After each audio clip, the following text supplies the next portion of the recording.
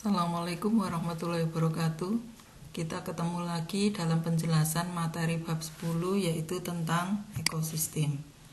Nah, ekosistem itu dipelajari di dalam ekologi. Jadi ekologi itu ilmu yang mempelajari ekosistem. Maksudnya adalah ekologi itu ilmu yang mempelajari interaksi antar makhluk hidup ataupun interaksi antara makhluk hidup dengan lingkungannya. Nah, komponen dalam ekosistem itu ada komponen biotik dan komponen abiotik. Nah, ini sudah sering kalian pelajari, sudah sering kalian ketahui komponen biotik. Ini contoh-contohnya. Saya kira sudah umum, ada sinar matahari, air, udara, tanah, suhu, mineral, kelembapan udara, dan pH. Nah, komponen biotiknya itu adalah semua makhluk hidup. Biasanya makhluk hidupnya itu terbagi menjadi 4 bagian. Ada produsen, contohnya adalah tumbuhan hijau. Konsumen, ada herbivora maupun karnivora. Ada dekomposer, dekomposer itu yang mengurai sisa tubuh makhluk hidup dari zat organik diurai menjadi zat anorganik. Ada detritivor, detritivor itu penghancur sersa atau sisa tubuh makhluk hidup. Jadi mengubah dari ukuran yang besar dihancurkan menjadi kecil. Contoh dekomposer itu bakteri dan jamur. Contohnya detritivor itu misalkan lipan, luwing. Nah, itu contoh detritivor. Nah, tingkatan organisme dalam ekosistem ini sudah kalian pelajari di bab pertama waktu masuk kelas 10. Jadi ada individu makhluk hidup tunggal, ada populasi kumpulan individu sejenis, ada komunitas, kumpulan berbagai populasi, ada ekosistem, ini komunitas yang ada interaksinya dengan lingkungannya, ada bioma, yaitu ekosistem dalam skala luas dan ditentukan oleh garis lintang dan garis bujur. Ada biosfer, yaitu atmosfer di mana ada kehidupan. Nah, ini contoh gambaran tingkatannya mulai dari sel, individu, kemudian populasi, komunitas, ekosistem, sampai biosfer. Nah, kemudian di dalam pelajaran ekosistem ini, kita mempelajari juga aliran energi. Jadi aliran energi ini berpindahnya energi dari satu komponen ekosistem ke komponen yang lain. Jadi seperti hukum kekekalan energi, jadi energi itu tidak bisa diciptakan dan tidak bisa dimusnahkan. Energi itu hanya berubah dari satu bentuk ke bentuk lain, atau kalau di sini aliran energi ini berpindah dari suatu komponen ke komponen yang lain. Jadi terjadi aliran energi. Nah, aliran energi itu rata-rata 10% produk energi bersih pada suatu tingkat trofi itu akan diteruskan ke level berikutnya. Penurunan aliran energi ini disebabkan oleh aktivitas respirasi. Jadi energi yang tersimpan di dalam suatu tubuh makhluk hidup itu dikurangi oleh respirasinya, baru disampaikan ke tingkatan berikutnya. Jadi dikurangi oleh respirasi, dipakai untuk pertumbuhan dan perkembangan, untuk reproduksi, defekasi, dan kematian. Nah, kualitas nutrisi dari bahan makanan yang dikonsumsi juga mempengaruhi seberapa efisien energi ditransfer. Nah, aliran energi, rendahnya laju transfer energi ini di antara tingkat trofil. Jadi rendahnya laju transfer energi di antara tingkat trofi menjadikan pentingnya peranan dari dekomposer dibandingkan produsen dalam aliran energi. Dekomposer menguraikan sejumlah besar bahan organik dan mengembalikannya dalam bentuk senyawa anorganik ke lingkungan. Nah, energi tidak didaur ulang selama proses dekomposisi, tapi dilepaskan dalam bentuk panas. Nah, itu sebabnya tumpukan sampah yang sangat besar walaupun tidak dibakar itu seringkali tampak seperti mengeluarkan asap. Nah, kemudian di dalam aliran energi yang kaitannya ada produktivitas. Produktivitas itu sejumlah bahan organik atau biomasa yang dihasilkan oleh individu atau populasi atau komunitas atau ekosistem selama periode waktu tertentu. Nah, produktivitas itu dibagi jadi 3. Ada produktivitas primer kotor, itu laju produksi biomasa melalui fotosintesis di dalam ekosistem. Jadi keseluruhan hasil fotosintesis itu produktivitas primer kotor. Nah, produktivitas primer bersih itu biomasa pada tubuh tumbuhan selama interval waktu tertentu dikurangi respirasi. Atau bahasa gampangnya, produktivitas primer bersih itu hasil fotosintesis dikurangi respirasi. Kemudian ada produktivitas sekunder, yaitu laju pembentukan biomasa pada konsumen selama interval waktu tertentu atau produk yang dihasilkan oleh konsumen, itu namanya produktivitas sekunder. Jadi produktivitas primer bersih disingkat PPB itu sama dengan produktivitas primer kotor atau disingkat PPK dikurangi R. R ini respirasi. Atau energi pada makanan yang dimakan dikurangi energi dalam feses dan dikurangi respirasi. Nah, ini produktivitas sekunder. Nah, kemudian produktivitas tadi juga berkaitan atau aliran energi tadi berkaitan dengan rantai makanan. Nah, rantai makanan ini merupakan proses perpindahan energi dari sumbernya dalam peristiwa makan dan dimakan dalam suatu ekosistem. Jadi dalam aliran energi itu ada matahari sebagai sumber energi makanan utama. Kemudian dalam rantai makanan dimulai dari produsen sebagai organisme autotrof, herbivora dan karnivora sebagai organisme heterotrof, dan dekomposer ini merupakan pengurai senyawa organik dari organisme yang sudah mati. Nah, siklus rantai makanan dalam ekosistem dari matahari ke produsen, ke herbivora, ke karnivora, lalu diuraikan oleh dekomposer sehingga menjadi komponen kimia sederhana, dan kembali lagi komponen kimia sederhana diserap lagi oleh produsen. Nah, tingkatan trofi. Tingkatan trofi itu adalah tingkat trofi itu organisme dalam rantai makanan tadi menempati tingkatan trofi yang berbeda, yang menunjukkan tempat mereka dalam aliran energi melalui komunitas. Jadi tingkatan trofi produsen itu biasanya tingkat trofi pertama, konsumen primer menempati tingkat trofi kedua, konsumen sekunder menempati tingkat trofi ketiga, dan konsumen tersier menduduki tingkat trofi keempat. Nah, ini contoh rantai makanan. Dalam rantai makanan ada produsen, konsumen pertama, konsumen kedua, dan konsumen puncak. Nah, di sini produsen sebagai tingkat trofi pertama, kemudian konsumen primer tingkat trofi kedua, konsumen sekunder tingkat trofi ketiga, konsumen tersier sebagai tingkat trofi keempat. Jadi ini hubungan tingkat trofi dengan rantai makanan. Nah, rantai makanan dan jaring-jaring makanan. Kalau rantai makanan adalah pengalian energi dari sumbernya dalam tumbuhan melalui sederetan organisme yang makan dan yang dimakan. Jadi cuma satu arah. Nah, kemudian apabila antara rantai makanan yang satu dengan lainnya terdapat hubungan, ada komponen yang sama, maka beberapa rantai makanan itu akan membentuk jaring-jaring makanan. Ini contoh gabungan dari rantai makanan akan membentuk jaring-jaring makanan. Nah, ini jaring-jaring makanan itu merupakan rantai makanan yang saling berhubungan. Jaring-jaring makanan merupakan model hubungan makan-dimakan dalam suatu ekosistem. Tanda panah pada jaring-jaring makanan menunjukkan aliran energi dan daur materi. Arah tanda panah secara bertahap akan mengarah ke karnivora puncak. Kemudian piramida ekologi.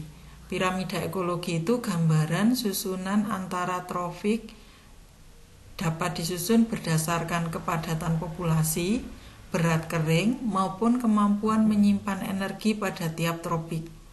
Nah, pada tingkat pertama ditempati produsen sebagai dasar dari piramida ekologi, selanjutnya konsumen primer, konsumen sekunder, konsumen tersier, sampai konsumen puncak. Nah, ini gambarnya piramida makanan. Nah, kalau ada persen-persen ini berarti menunjukkan aliran energinya. Jadi biasanya semakin ke puncak, energi yang hilang semakin banyak, jadi yang tersampaikan semakin sedikit, makanya membentuk piramida.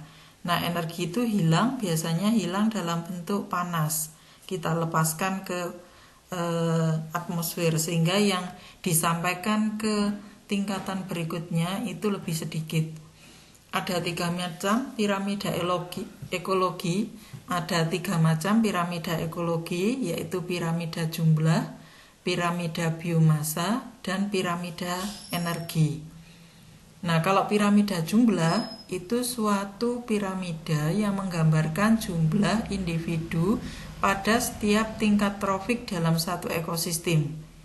Jadi biasanya jumlah produsen itu paling banyak. Semakin ke puncak jumlahnya semakin sedikit. Itu berdasarkan jumlah. Kemudian kalau piramida biomasa itu berdasarkan biomasa. Yang dimaksud di sini adalah piramida biomasa itu setiap tingkat trofik menunjukkan berat kering dari seluruh organisme. Jadi berat kering produsen, berat kering konsumen primer secara keseluruhan, bukan satu individu. Berat kering konsumen sekunder dan seterusnya, sehingga juga membentuk piramida berdasarkan berat keringnya. Nah, kemudian piramida energi, nah tadi adalah menggambarkan hilangnya energi pada saat perpindahan energi makanan di setiap tingkat trofi dalam suatu ekosistem. Jadi biasanya semakin ke puncak, energi yang tersampaikan itu semakin kecil, sehingga membentuk piramida. Nah, kemudian subbab berikutnya kita mempelajari interaksi antar komponen, karena dalam ekosistem itu pasti terjadi interaksi. Nah, interaksi antar komponen ekologi dapat merupakan interaksi antar organisme, interaksi antar populasi, interaksi antar komunitas, interaksi antar komponen biotik dan abiotik. Nah, contoh interaksi antar organisme. Yang pertama, hubungan netral. Hubungan netral itu hubungan yang tidak saling mempengaruhi. Contoh misalkan ada sapi dan ayam tinggal bersama, maka sapi dan ayam itu tidak saling mempengaruhi kehidupan masing-masing. Itu namanya netral. Kalau predasi berarti ada yang dimakan dan ada yang memakan. Contohnya harimau memakan rusa. Parasitisme itu hidup menumpang suatu organisme pada organisme lain, di mana yang menumpang itu merugikan. Contoh cacing perut yang hidup di usus manusia itu parasit, atau benalu yang numpang di tumbuhan. Lalu komensalisme itu hubungan yang satu menumpang ke yang lain tetapi tidak merugikan. Contoh tanaman anggrek yang menumpang pada pohon mangga itu tidak merugikan, karena anggrek hanya menumpang saja tapi tidak menyerap makanan pada makanan. Atau paku tanduk rusa yang numpang pada pohon palem misalkan. Nah, ini komensalisme. Mutualisme itu hubungan yang saling menguntungkan. Contohnya jamur dan cyanobacter yang membentuk likens atau lumut kerak. Jamur akan menyediakan air bagi cyanobacter. Cyanobacter bisa melakukan fotosintesis sehingga menyediakan makanan untuk jamur. Dan hubungan mutualisme itu harus mutlak, jadi tidak bisa dipisah antara jamur sama cyanobacter. Contoh yang lain misalkan rhizobium, bakteri rhizobium yang tinggal di akar kacang-kacangan, itu mutualisme. Nah, kalau alelopati atau antibiosa, suatu organisme menghasilkan zat yang bisa membunuh organisme lain. Contoh jamur penisilin dan bakteri. Kalau jamur penisilin dan bakteri hidup bersama, jamur penisilin itu akan menghasilkan zat yang bisa membunuh bakteri. maka ini namanya alelopati atau antibiosa. Nah, protokoperasi itu hubungan yang saling menguntungkan tetapi tidak harus dilakukan. Jadi bedanya sama mutualisme. Kalau mutualisme itu tidak bisa dipisah. Kalau protokoperasi itu bisa terpisah. Jadi contoh bunga dan kupu-kupu. Kupu-kupu menyerbuki bunga. Kupu-kupu mendapat madu dari bunga terbantu penyerbukannya. Tapi bisa juga kupu-kupu itu mencari madu tidak dari bunga. Ini namanya protokoperasi. Jadi hubungan yang saling menguntungkan tapi tidak terikat secara langsung. Tapi kalau mutualisme tadi terikat secara langsung. Kompetisi, ada kompetisi interspesifik dan kompetisi intraspesifik. Kalau interspesifik itu beda spesies. Misalkan antara sapi dan kambing berebut rumput. Nah, ini kompetisi interspesifik. Kalau kompetisi intraspesifik itu dalam satu spesies. Ya contoh antar kambing itu sendiri berebut rumput. Nah, ini dalam satu spesies berebut makanan yang sama, maka namanya kompetisi intraspesifik. Nah, kemudian interaksi antar komunitas. Jadi antar komunitas itu bisa terjadi interaksi, misalkan ada suatu rawa atau sungai yang berada dalam hutan, maka ini semuanya akan berinteraksi. Kemudian interaksi antara komponen biotik dan abiotik, contoh tumbuhan dengan sinar matahari, manusia dengan oksigen, manusia dengan CO2 dan lain sebagainya. Kemudian kita bahas subpokok berikutnya, yaitu keseimbangan ekosistem. Ada istilah homostatis, yaitu kemampuan ekosistem untuk menahan berbagai perubahan dalam sistem secara keseluruhan. Nah, kemampuan suatu ekosistem untuk pulih kembali seperti semula atau kondisi seimbang setelah dia mengalami kerusakan sering dinamakan daya lenting atau resiliensi. Jadi daya lenting itu kemampuan suatu ekosistem untuk kembali ke semula setelah ekosistem tersebut rusak. Nah, tipe-tipe ekosistem, kalian harus bisa membedakan berbagai macam ekosistem yang tersebut di dalam layar ini. Jadi ekosistem ada ekosistem air dan ekosistem darat atau terestrial. Ekosistem air contohnya air tawar, sudah jelas, sungai, danau. Nah, kalian saya kira sudah memahami karakteristik sungai itu bagaimana, danau bagaimana. Jadi beda antara sungai dan danau. Ada ekosistem air laut, ada estuari atau hutan bakau, terumbu karang, laut dalam. Nah, ini setiap ekosistem pasti punya ciri karakteristik baik faktor biotik maupun abiotiknya. Nah, demikian juga ekosistem darat atau terestrial. Hutan hujan tropis pasti karakteristiknya lebat. Ya, biasanya tumbuhannya beraneka ragam.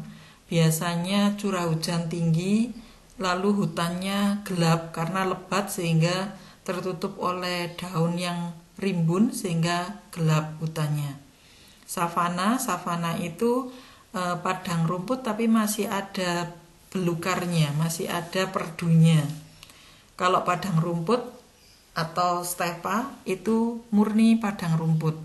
Kalau sabana ada perdunya, savana atau sabana. Kalau stepa, padang rumput itu murni rumput.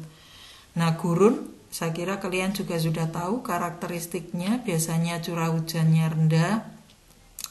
Makhluk hidupnya, hewannya yang kebanyakan adalah reptil dan bersifat nokturnal, hidupnya pada malam hari. Nah, contohnya itu.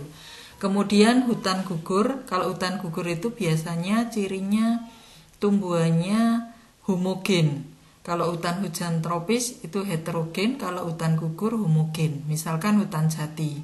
Nah, ketika musim kemarau biasanya menggugurkan daunnya, maka disebut hutan gugur. Kemudian taiga. Taiga biasanya daerah subtropis, contohnya hutan pinus atau hutan cemara. Kalau tundra itu padang lumut contohnya. Kemudian kita bahas daur biogeokimia. Dari namanya biogeokimia, bio itu makhluk hidup, geo itu geologi, tanah atau bumi, kimia itu bahan kimia. Jadi bahan kimia yang melalui siklus, yang melalui tubuh makhluk hidup dan bumi. Nah, siklus biogeokimia nanti banyak macamnya. Yang pertama kita bahas siklus biogeokimia adalah siklus karbon cycle. Siklus karbon biasanya CO2 itu berasal dari proses pembakaran kayu dan bahan bakar fosil. Bahan bakar fosil itu ya contohnya bensin, premium, pertamax gitu ya. Nah, dari pembakaran asap pabrik itu akan mengeluarkan CO2 di udara. Demikian juga hasil respirasi tumbuhan, respirasi hewan mengeluarkan CO2 di udara. Nah, CO2 itu akan diserap oleh tumbuhan hijau, dipakai untuk fotosintesis.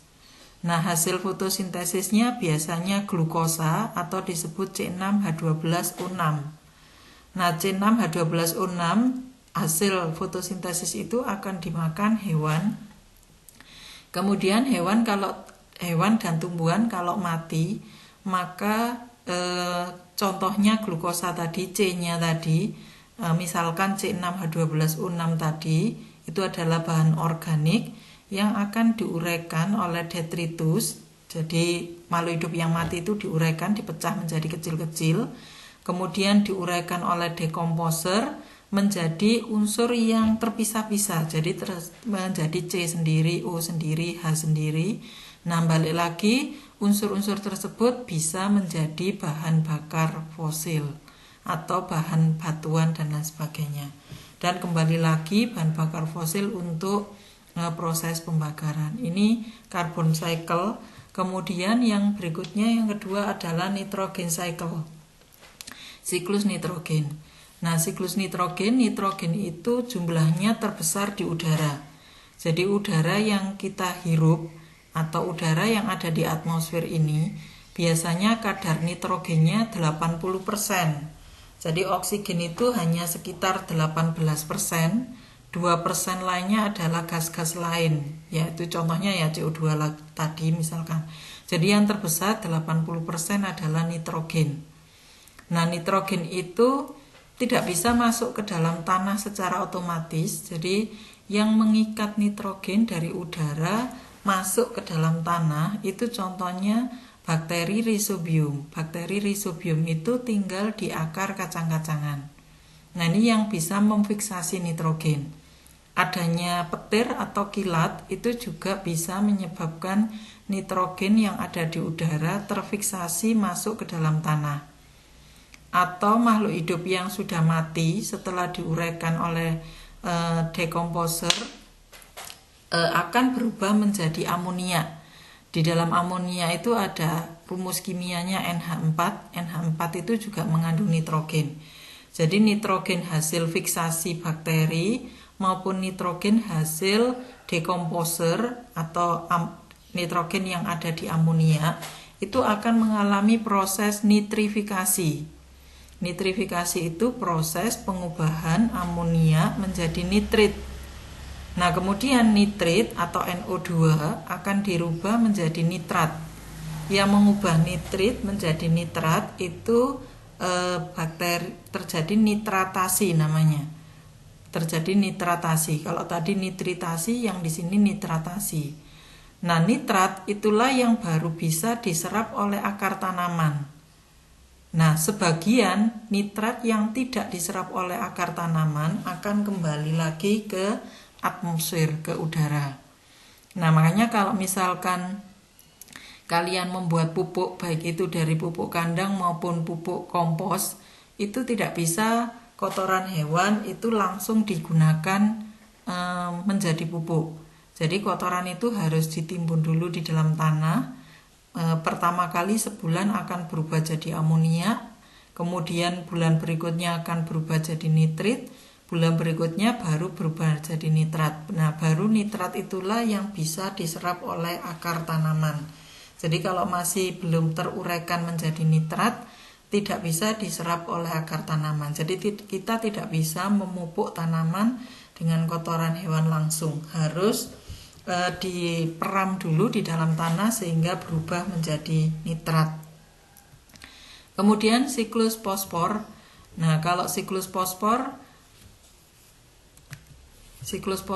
itu biasanya fosfor itu berasal dari batuan, dari pengangkatan geologis. Jadi pelapukan fosfat dari batuan. Kalau terkena air hujan, maka fosfat itu akan masuk ke dalam tanah. Terjadi pencucian fosfat di dalam larutan presipitasi kimia, mengendap detritus ke bagian dasar, kembali lagi menjadi batuan. Nah, kemudian ada fosfat yang di dalam tanah itu bisa diserap oleh tumbuhan. Oleh tumbuhan dipakai untuk asimilasi sehingga menghasilkan produk. Jadi contoh tumbuhan yang menghasilkan protein itu karena tumbuhan itu menyerap fosfat. Nah, hasil produk asimilasi dari tumbuhan dimakan oleh hewan. Hewan atau tumbuhan kalau mati diuraikan oleh pengurai, kembali lagi zat fosfatnya akan kembali lagi ke dalam tanah, bisa menjadi batuan lagi. Jadi fosfat yang ada di dalam batuan itu juga bisa diserap oleh tumbuhan. Kemudian siklus air. Siklus air saya kira paling mudah, sejak SD kalian sudah pernah mempelajari. Jadi siklus air di lautan atau di sungai itu akan mengalami transpirasi atau penguapan, atau nama lainnya evaporasi, penguapan. Nah, kemudian air yang menguap itu akan membentuk awan. Nah, awan ini, gumpalan ini akan terbawa oleh angin. Kalau berat maka akan terjadi presipitasi atau hujan. Nah, kemudian dari air hujan ini akan kembali lagi ke tanah menjadi air di bawah tanah, atau kembali ke danau, sungai, atau ke laut. Kemudian berikutnya siklus sulfur. Nah, kalau siklus sulfur itu biasanya berasal dari ledakan Gunung Merapi. Jadi gunung itu mengalami erupsi, akan mengeluarkan sulfur. Nah, sulfur yang ada di atmosfer kalau terbawa oleh air hujan menyebabkan hujan asam. Nah, biasanya hujan yang pertama kali turun itu kadar asamnya tinggi, sehingga tanah itu bisa menyebabkan tanah pertanian asam. Kalau menyentuh besi bisa menyebabkan karatan karena mengandung sulfur ini. Nah, sulfur yang terbawa oleh air hujan masuk ke dalam tanah. Kemudian hewan atau tumbuhan yang mati juga akan diuraikan menjadi sulfur. Kemudian sulfur itu akan dirombak menjadi sulfat. Nah, sulfat itu yang baru bisa diserap oleh tumbuhan, sulfat atau SO4. Nah, kemudian sulfur itu juga bisa menjadi bahan bakar fosil untuk proses pembakaran industri atau kendaraan bermotor. Asap dari pabrik maupun kendaraan bermotor kembali lagi mengeluarkan sulfur ke atmosfer. Jadi ini adalah gambaran siklus sulfur. Nah, kemudian bagian terakhir dari ekologi yaitu tentang suksesi. Suksesi itu artinya perubahan, proses perubahan dalam komunitas yang berlangsung menuju ke satu arah secara teratur yang dinamakan suksesi ekologi. Ahli ekologi umumnya membedakan suksesi menjadi dua. Ada suksesi primer, itu terjadi bila komunitas asal terganggu, misalnya tanah longsor, gunung meletus, jadi total semua komunitas asal hilang, itu namanya suksesi primer. Kalau suksesi sekunder itu berkembang setelah ekosistem alami rusak tapi terbentuk habitat baru. Contoh, di hutan terjadi penebangan pohon, tidak sampai habis, maka ada sebagian pohon asal. Nah, jadi kalau suksesi sekunder itu tidak rusak total, kemudian berkembang lagi menjadi ekosistem yang baru. Nah, itu suksesi sekunder. Nah, ini diagram suksesi primer. Jadi contoh kalau terjadi gunung meletus itu mengeluarkan lava yang panas.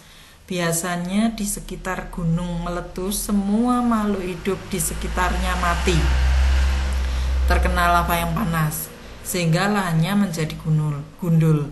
Tapi lava panas yang dikeluarkan oleh Gunung Merapi itu berbulan-bulan atau bertahun kemudian, lava itu menghasilkan tanah yang subur. Nah, biasanya suksesi, jadi ekosistem awal rusak karena semuanya mati. Nah, setelah lava itu mendingin, maka muncul makhluk hidup yang pertama kali, disebut vegetasi perintis. Biasanya makhluk hidup yang pertama kali muncul adalah lumut kerak dan alga. Nah, kemudian vegetasi perintis atau komunitas perintis ini akan menyebabkan di sekitarnya tumbuh lumut dan paku-pakuan, sehingga tumbuh rumput, lalu tumbuh perdu, akhirnya tumbuh pohon dan hutan kayu, sehingga hewannya pun mengikuti menjadi lengkap. Maka tercapailah komunitas klimaks. Ini suksesi primer. Nah, kalau suksesi sekunder, contohnya tadi misalkan ini ada hutan ini ditebang pohon-pohonnya, tapi rumput perdunya masih ada.